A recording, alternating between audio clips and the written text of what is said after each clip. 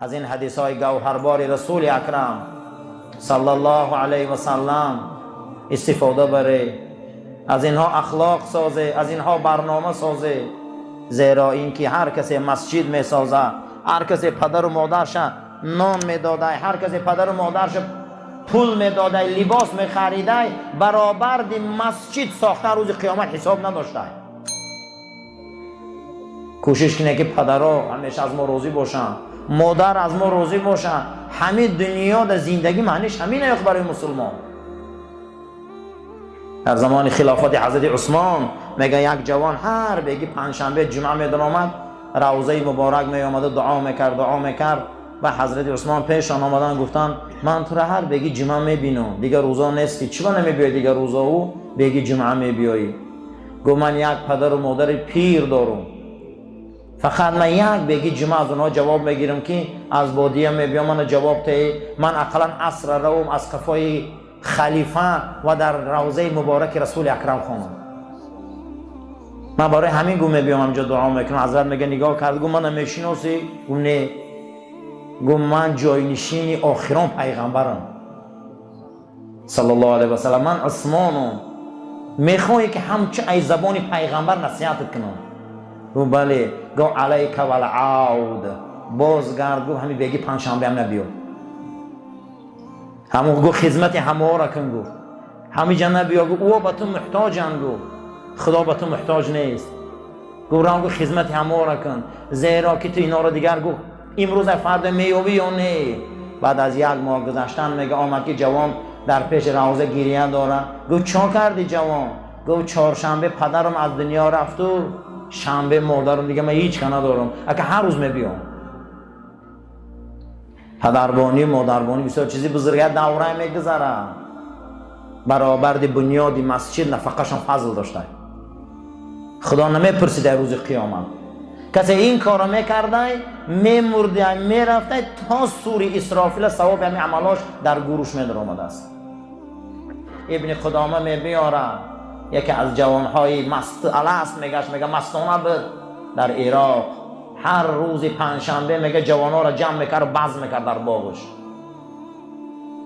و یک روز میگه یک از دوستای بیگانم میگه در همونجا 6 تا بوده، این جوان میگه دیگه در همون باغ کلام مستانگی میکرد و بسیار میگه از حد میگذشت. یک بچه بود و میگه این مرد سپاه بود، اهمیت میداد که از دور یک موی سفید نورانی در دستش بیل میگه میامد نگاه میکرد، خرسند میشده با میرفت همون تاکاش پا بیل کنی. بعد از او پرسید که ای جوانی قدر تو مست عیاری میکنی و این قدر شوخی و عزل میکنی، این قدر تو از رمکه میبروی، یا موسفید من میبینی میبینی پشت گلات را تماشا میکنه و میخنده، کیای او؟ و میگم تو نگاه کرد و گفت پدر مای. گفت کیای؟ گفت پدر مای. گفت چیکار میکنن؟ گفت امروز حماله، تمام زندگی در گردن اموه، همون باغا را نگاه میکنه، زمین ها را این میکنه، زمین ها را اون میکنه، تا یک خدمتگار گرفتن هم برای من همین خدمتگاری همین خوبه. لیکن گو او میامد را میدید میگه فخر میکرد بچه‌ش، و جای گوه که من خون شم، من پوست شم، من فیضی اون. و جای این گپا را گفتن میگه همین مستی کرد خندید رفته. میگه هفته دیگر میگه خبر آمد که این بچه میگه جوانمرگ شده. سال نگذشته میگه باغ خشک شد، پدرم از دنیا رفت.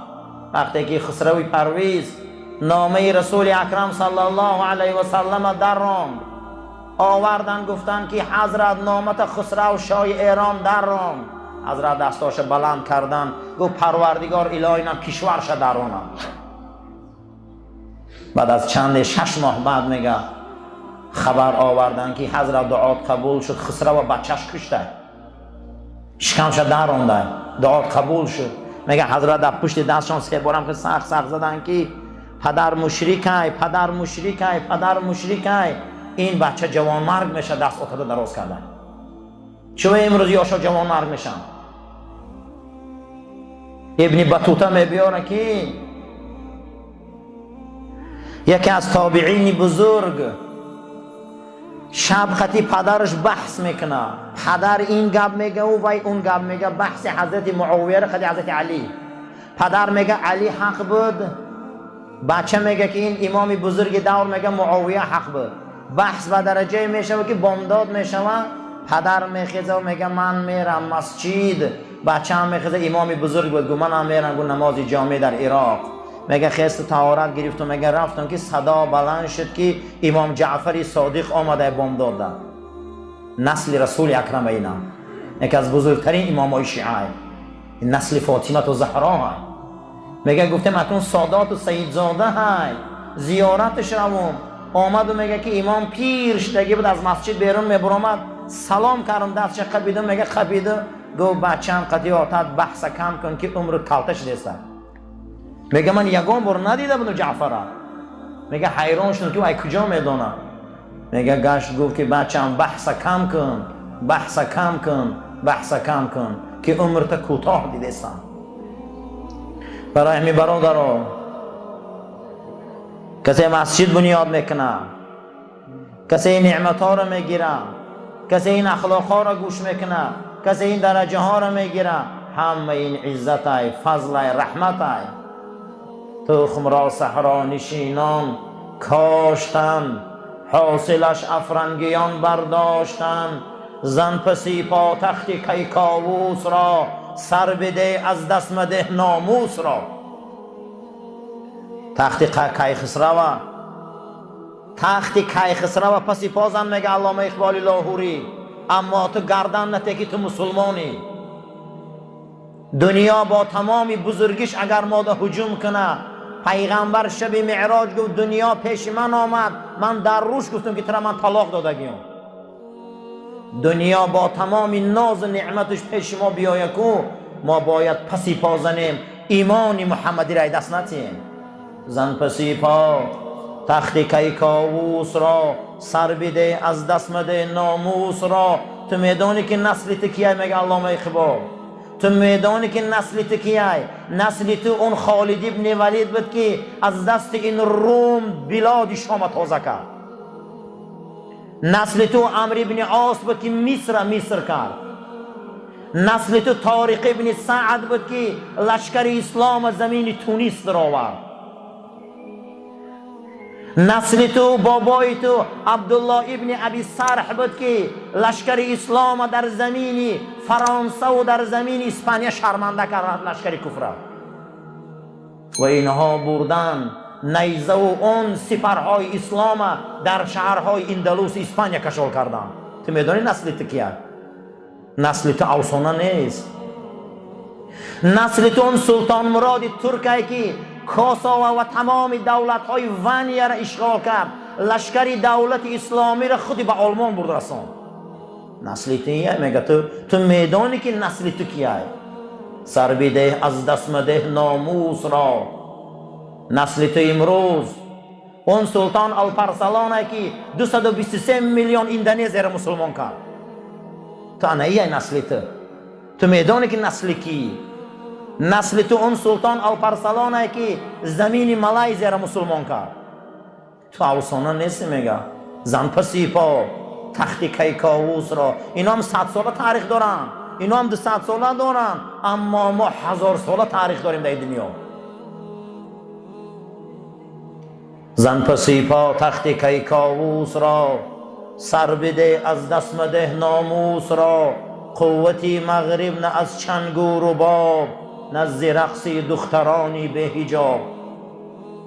این اروپا و امریکا را میگه قوتش او لیسبیانکا و از او همجنسگراها نیست، از او رقاصه بازی کوچه بازی نیست، از او احمقگریاش نیست.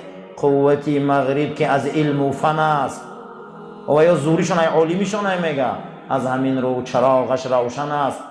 بعد از اون میگه علامه ندوی که گفتم این سخن پیامبر ما های، میگه او گفت این سخن رسول الله ها. بله گو شما در عصر 5 این گونه روشن فکری داشته، اروپا 1000 سال بعد شما روشن فکری یا گرفت. ما باید تاریخ ما ندانیم. عالم میمرده گروش روشن بوده به این علمش، عالم میمرده دنیا را روشن میکرده است. علم همین است. رسول ما عالم در این زمین علم آورد. مسلمان ها باید به سوی علم دوان. دوم او اجرا نهرن، کسی مردم در آب گذرانه، کسی مردم در دریا گذرانه، کسی مردم در نهر گذرانه، کسی مردم در امروز آبی چشمه بیاره، جاهای خشک ده مردم در آبیاری کنه تا سور اسرافیل گروش پر نور بده. او حفر بیرن، یا چاه کنه. او صحابه می بیان میگه میخوام در حق پدرم خدمت کنم. چی خدمت کنم؟ فرستاده خدا. حضرت میگه رو چاه کن، هر کسی که از این چاه نوشید قبری پدرت پر نور میشه. او غرس نخلن، کسی یک درخت میوه‌دار شیرانه.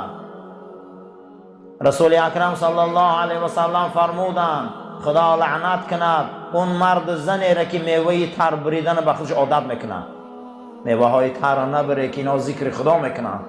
کسی یک درخت میشیرانه قسم به خدا تا روز قیامت کسی از این درخت میخوره و تناول میکنه در همون صاحبش میره و صدقه میرسد. میگه که علامه لالکانی در کتابش میبیاره که از ولی های خدا میگه زمینی سمنگان قدی میگذشت در زیر یک درختی چنار میگه دراز کشید، میگه خواب کرد که همین خوابی بردگیش میگه همون گنجشکایی که در شاخ درخت شیشتگی بودن همشان میگفتن پروردگارا درخت شیران جاش بهشت گردان، پروردگارا درخت شیران جاش بهشت گردان. میگه از جاش خیس و دعا کرد، از خدا طلب کرد که پروردگارا نمیشه که همین سردار همین گنجشکا قدی تو یک الهام تیک ما گپ زنم. میگه وقتی صحبت کرده پرسید گو شما چی میگه؟ گو ما درخشیران دعا میکنیم. گو درخشیران صاحبش میدانه؟ گو نه. و میگه از محله پرسیده رفت میگه همون محله در آمد که درخشیران بر وقت از دنیا گذشته بوده فرزنداش بدیم. میگه اگر اجازت باشه درختان من میخرم چند سو میگوی. و میگه بایم حیرانش نگوی بابای ما بابایانش هم شیران بود از برای الله هر چیزی تی. و میگه این خریده آمد در زیر درخت خواب رفت که تا پیشینه میگه همین پرنده ها گفته ایشان پروردگارا درخت خره رحمت کن، درخت خره رحمت کن. پیشین خواند، بعد از پیشین میگه با درخشیران نام گرفتم. بعد میگه دعا کرده آمد گو من این خریدم ای خدم کردم شما در حق ما دعا دیگه شما نمیکنی. گفت تا پیشین خریدگی تو ثوابش تمام شد، بعد پیشین با درخشیران دا میرم. ولی اگر بایم مسلمان افطار تی گپ دیگه اکو درخت بو او برمون، اکو خوشک او برمون، یا شتر او میتی در اسلام ثواب های، اما یا روزدار او تی چی؟ اما یا روزدار دستشگیری چی؟ یا مسلمان حرمت کنی چی؟ یا مسلمان دوست داری چی؟ ولی ما ثوابا ندیدیم. قسم به خدا ثواب بینیم کو ما دیگر از درون ثواب نمیگریزیم. روز قیامت حسنات میخوردیم که چوا ثواب کم کردیم ولی ندیدیم ثوابا. او غرس نخلن، کسی یک درخت شیرانه تا روز قیامت گورش روشن بده. او بنا مسجدن، کسی مسجد بنیاد کنه. خشا به حال انسان های مسجد میسازن. روز قیامت بنده ها را حساب کتاب میکردیم. دو چیز دا آمدن دا خدا میگفته حساب نکنه. میگفته چی های؟ حساب نکنه این دو چیزا. میگه وقتی می آمده که پولش در مسجد داده شدگی بده، مسجد یک خیشت موندگی بده، میگفته که این را حساب نکن در رای الله های. در رای مسجد حساب نمی کردیم. گفتن دویمش چی های؟ گفت کسی پدر و مادرش تا گفت نفقه میتیم. نفقه پدر و مادرم این خالص لیلا خدا حساب نمی کردن. کتگیاتان پولاتان اتواتان دا صرف کنه. همون چاپلوسی و چرم زبانیه که یک ظالم یا پولدار میکنه روی اتو و چرا کنه. تعریف پدر و مادر کنه. اوقات گرم اتو و چرا ته تبابت اونها را بره، لباس ها را برای اونها خره، برای پدر و مادر آبرو شوه، برای پدر و مادر رنگ کوه باری ستون شوه، برای پدر و مادر همیشه